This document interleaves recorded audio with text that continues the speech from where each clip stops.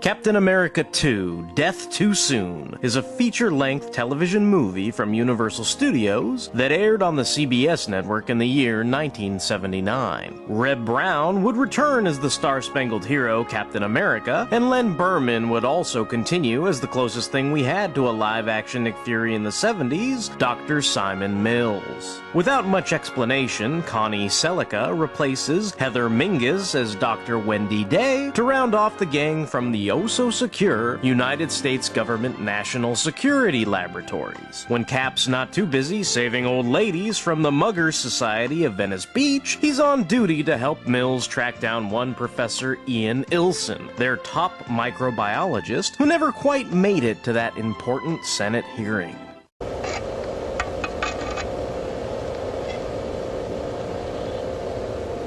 Who could have done this? Looks like Ilson was trying to tell us.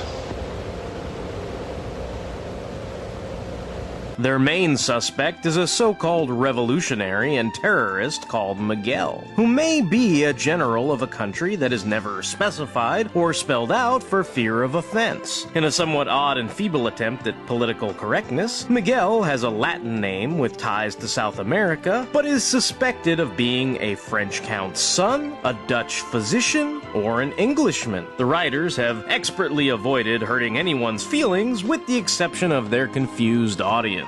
Miguel is in fact portrayed by an Englishman, Christopher Lee, who is quite famous for his turn as Dracula in the Hammer horror films. Oh, and he's also been in a couple of little-known franchises that nobody's ever heard of before.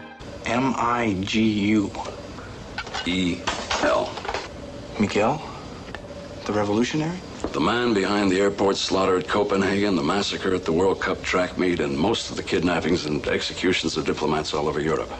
It turns out that Miguel is hiding out in plain sight by posing as the new warden at the Waterford Federal Penitentiary and having the professor manufacture poison age accelerating gas for implementation of biological warfare. And I am not a student in Chemistry 101, Professor. Miguel's aide, Kramer, played by Stanley Camel, a prolific character actor who, among many other roles, went on to appear in an episode of The Incredible Hulk titled Captive Knight. He assists Miguel in the day-to-day smuggling operations from Ecuador that deliver the special chemical needed for their terror gas to accelerate the aging process. The best part of all is that the U.S. government will be financing what will ultimately be a world revolution. Cap is hot on the trail of the smugglers in his van and motorbike combo from the previous television film. Cap's custom-made Harley-Davidson Cap cycle from the comics eventually suffered a head-on collision within the pages of Captain America, issue 340, by the year 1988. And who do you think paid for all the repairs on that smashed motorcycle? I ain't no smelly homeless guy. I got Bruce Wayne-type money. After getting a sample from Pier 17, Cap continues to track Miguel's agents to a small, out-of-the-way town called Belleville, which is noticeably shot pretty much entirely on the Universal backstage lot. Upon arriving in Belleville, he meets a single mother named Helen and her young son Pete as Steve Rogers. What's wrong with this town, Helen, and the people? Nothing. Why? Well, everyone I meet either seems angry or afraid.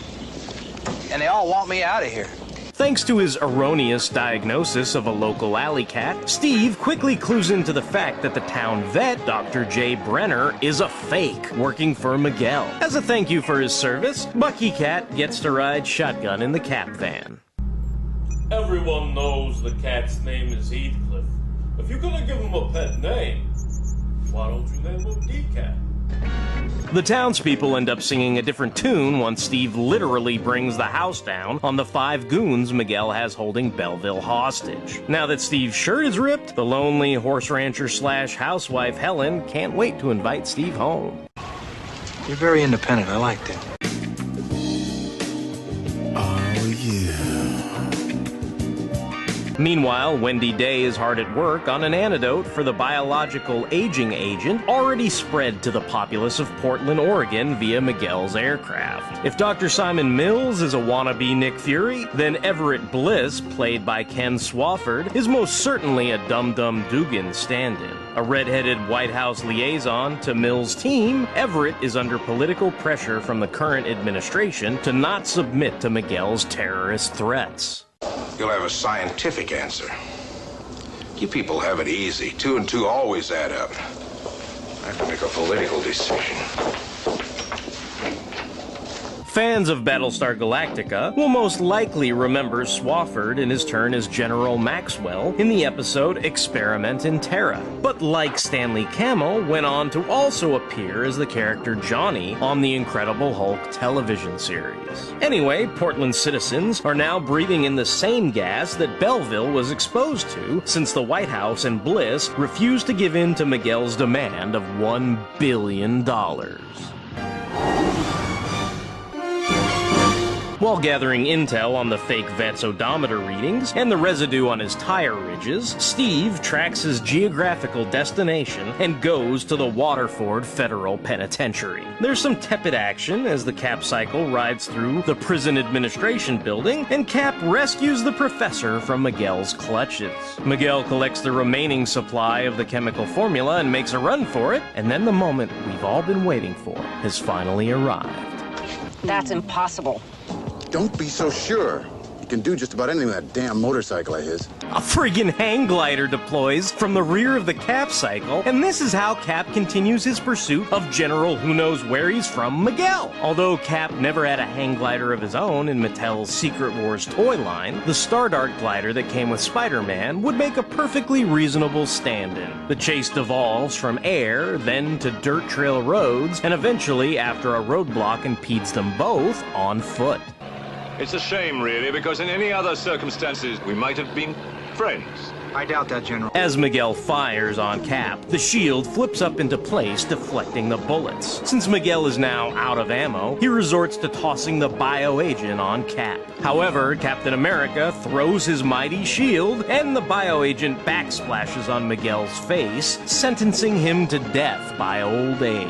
The first instance of Captain America's trademark shield toss takes place within a 1941 text story written by Stan the Man Lee himself from Captain America Comics issue number 3. Also of interest is that the good Captain's shield wasn't always the virtually indestructible item that it later became in the Marvel Comics mythology. While it is ultimately known to be composed of Wakandan vibranium, miraculously bonded in a freak accident with a new form of steel alloy, Avengers issue number 8 describes the shield as being composed of mere steel when it tackles Kang the Conqueror. A few issues earlier in Avengers number 6, the shield is malleable enough to be retrofitted with electronic gizmos and magnets by Iron Man. Next, in Avengers issue 35 from the year 1966, it sees the living laser actually disintegrate Captain America's shield. However, by the year 1967, inside the pages of Tales of Suspense, issue number 83, Cap's enemy, the Tumbler, makes the first mention of the shield as invincible. Then, this statement is actually put to the test within Tales of Suspense, issue number 93, and proven by a series of durability examinations from his foes at Advanced Idea Mechanics. Obviously, later stories discount the previously destructible examples as replica shields, and not the true impervious shield created by Dr. Myron McClane that we've all come to know today. Don't worry. A good friend takes very good care of you. Wrapping things up, Dr. Simon Mills and Steve Rogers distribute the antidote to the populace of Portland via helicopter. Don't tell anyone, but you'd probably catch a young me reenacting this sequence with the Secret Wars turbocopter. A few years later, in 1981, George DeCenzo would go on to voice Captain America on an episode of the syndicated animated Spider-Man series titled The Capture of Captain America. He would also reprise this role in 2 episodes of Spider-Man and His Amazing Friends, helping Spidey face off against the Chameleon and the Kingpin of crime. See you, partners. A job well done.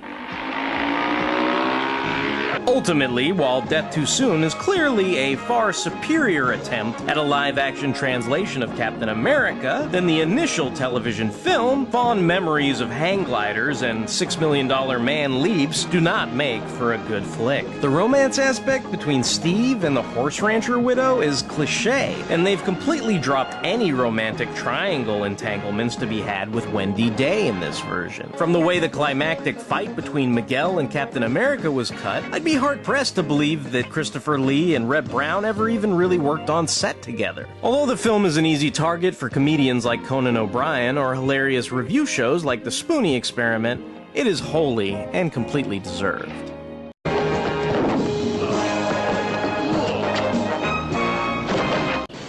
Let's check this turkey out. I think we finally got somebody's attention, Heathcliff.